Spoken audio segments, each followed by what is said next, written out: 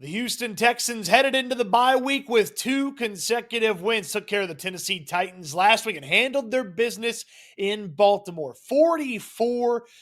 And it could have been even worse than that, the way the Texans were playing in this one. They handled their business. Let's go through the check marks. Go to 2-3 before the bye week. Check. End a losing streak against the Baltimore Ravens. Check. Get your first win as a franchise in Baltimore. Check. All right. Keep the offense rolling. Check. Checked a lot of boxes in this one.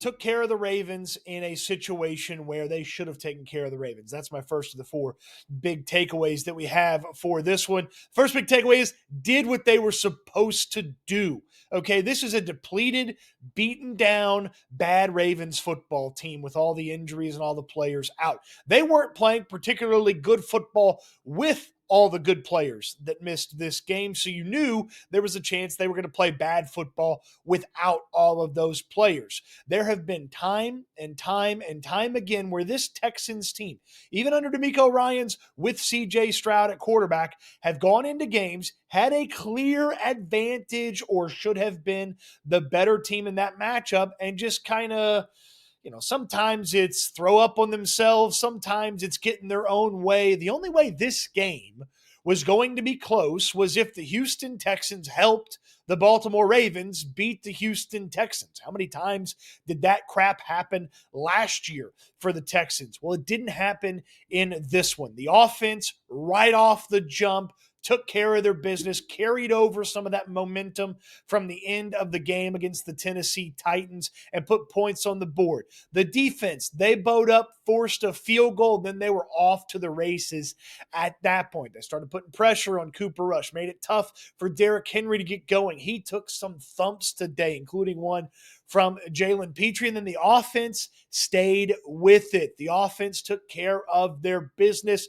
This is exactly what teams headed in the right direction, because I don't want to call the Texans a good football team just yet, but they're headed in the right direction. This is what teams that are headed in the right direction do to teams that are headed in the wrong direction. That's where the Baltimore Ravens are going right now. This is what you're supposed to do when you're putting it together and you have the makings of a team that is worth something. And you had to get this win to feel good heading into the bye week. You had to take care of your business with this opportunity. You can't lament the 0-3 start. You don't want to be looking back at the end of the year and have one of those bite you. So you have to do as much as you can to try to make up for that slow start, those 3 close games that they lost, where if they'd just gotten a little bit more offense or one more play from the defense, they wouldn't have been 0-3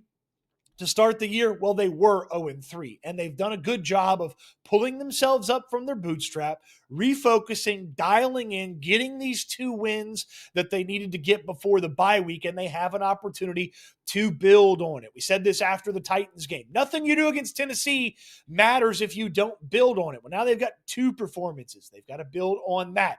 They'll have the bye week. Coming out of the bye week, they're the last game of the week, the late night Monday night football matchup against the Seattle Seahawks in Seattle. That's a pretty good Seattle team, but you should be able, if you're truly this team that's headed in the right direction, on the path to being a good team in the NFL, you should be able to give Seattle a game and go win that game.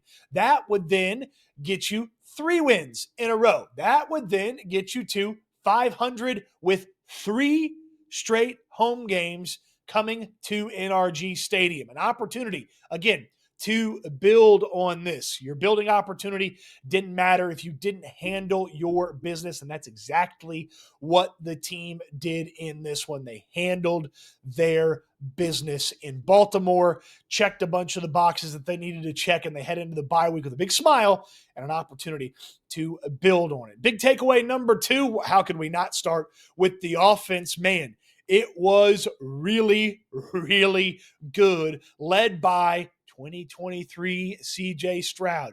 Efficient, smart with the football, willing to sling it over the middle, willing to take a chance, but not too bold in the chances that he takes, 85% completion percentage from CJ Stroud, spread the ball around, looked confident, calm in the pocket, scanning the field, getting through his reads. The operation was good.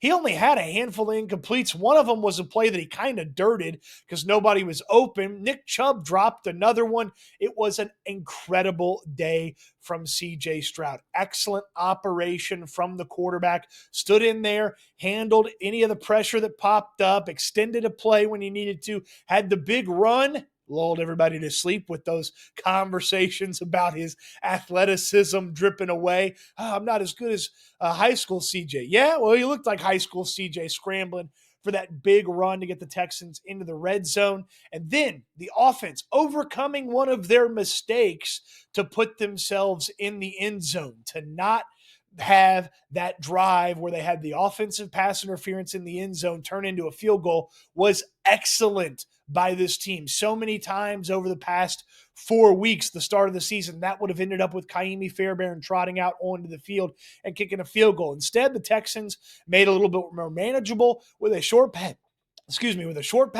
and then found Nico Collins over the middle. That was another thing that the offense did really well in this one that you hadn't seen as much in the first few games, was they used Nico Collins over the middle, those crossers, those in breakers. They hadn't been as prevalent early on. They have been prevalent recently, and you saw it. Nico Collins got going, and man, that throw to Nico threaded the needle by CJ Stroud. Really good job by him. They had enough on the ground from a rushing perspective with mostly Nick Chubb and a little Woody Marks mixed in there, but Chubb looked spry, agile. He was jumping over guys, cutting through holes, getting skinny to get through small spaces, and then he had that nice run where he bounced it outside, turned on the Jets. Nobody on that Baltimore defense caught him. It's a really good job by Nick Chubb on offense, and you mixed in a couple of fun things on offense as well. We'll talk about why that is something to focus on in this one in just a moment.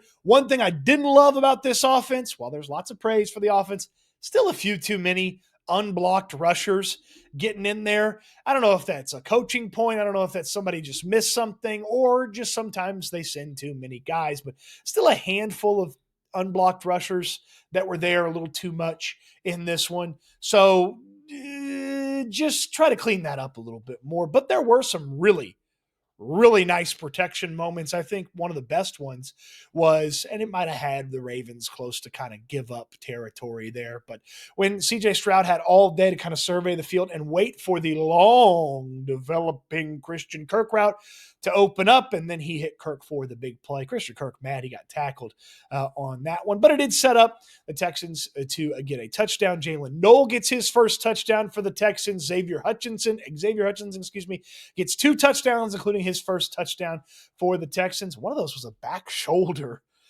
against the Ravens. Really good job by the offense. So big thumbs up for the offense. Talk about how they're building on that and why this offensive performance was so nice to see. Right after I tell you about my friends at Sleeper.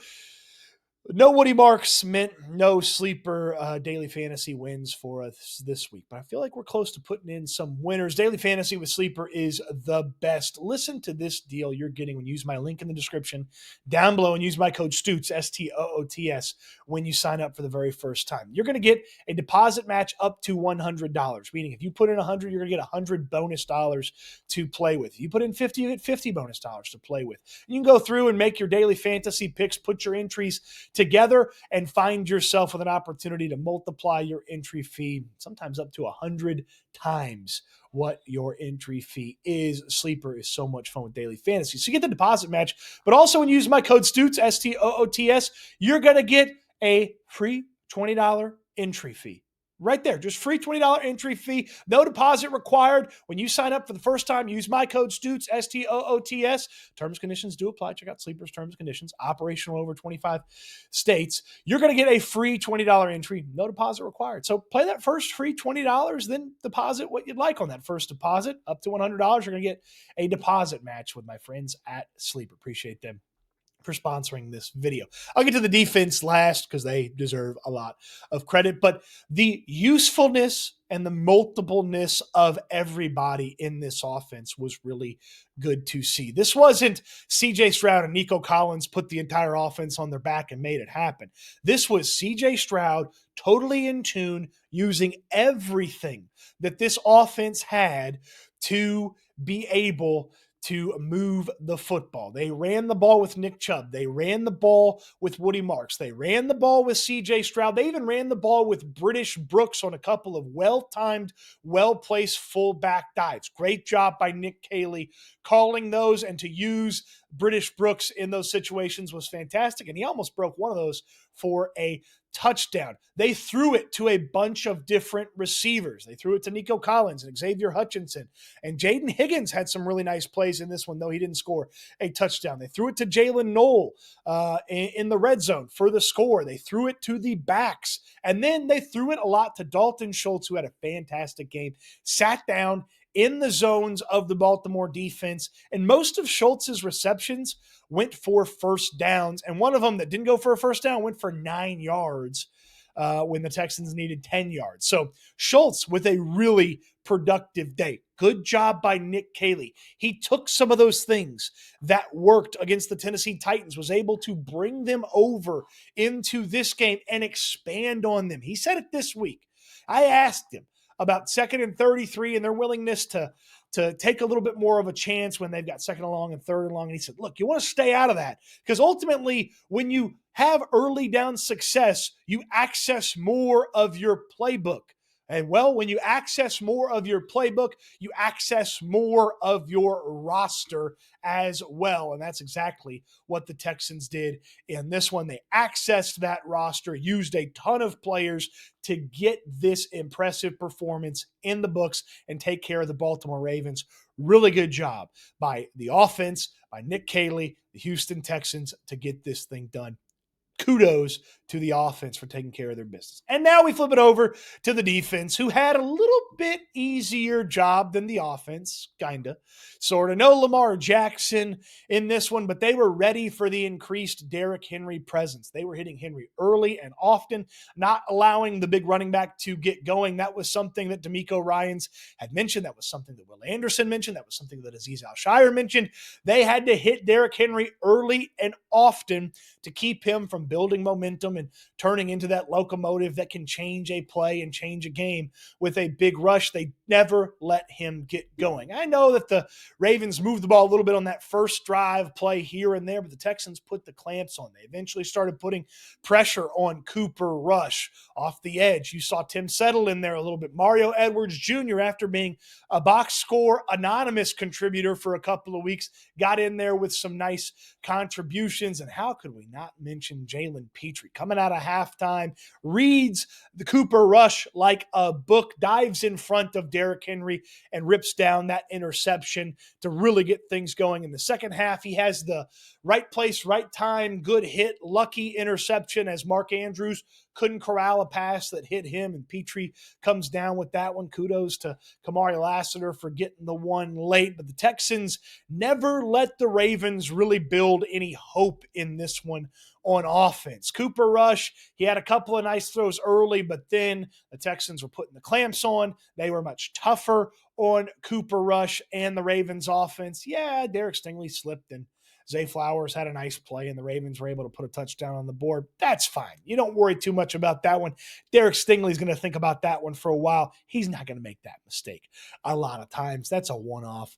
That's an uh-oh. And really, it didn't matter in the grand scheme of things because the Ravens were not able to build any momentum out of that score, and it was almost really too little too late for them on that one. So the defense did what they were supposed to do in this matchup with no Lamar Jackson. They keyed on Derrick Henry. They didn't let Zay Flowers really get loose outside of that one big play, and they turned the Baltimore Ravens over in this one. Actually got 3 Cooper Rush interceptions in this one for the turnover. So kudos to the defense for what they did in this one. Now, the Texans, as I mentioned at the beginning, 2-3 now. After the 0-3 start, they've won 2 straight. They head to the bye week.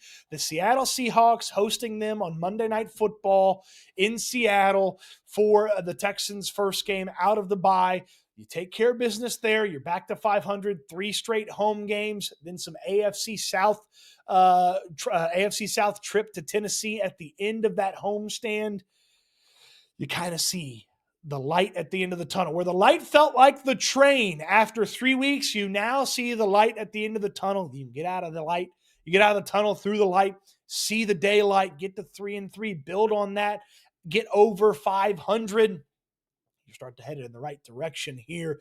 You still got to do some catching up in the AFC South, but you can only do it 1 week at a time. And for right now, kick your feet up, relax, reset the deck, clear the mechanism, and get ready for the sprint to the end of the rest of the season for the Houston Texans on this one. What'd you think of this game? What were your big takeaways? Let me know in the comment section down below on your way down there. How about a thumbs up on the video? Subscribe to the channel if you haven't already. Don't forget to check out the Locker Room with Landry Locker, SNL with myself and Landry Locker, the Texans Collective with myself, Landry Locker, Reggie, and Sean from Sports Radio 610, and of course Houston Football, where I do all my writing about the Houston Texans. There's so much fun Texans stuff to consume after a victory, after putting 2 consecutive wins in the win column. It's going to be fun. Thanks to Sleeper for sponsoring this video. Don't forget, if you need turf for your yard, Texans Turf can take care of you. Appreciate you watching the video. I hope you enjoyed it, and I can't wait until we talk Texans again soon.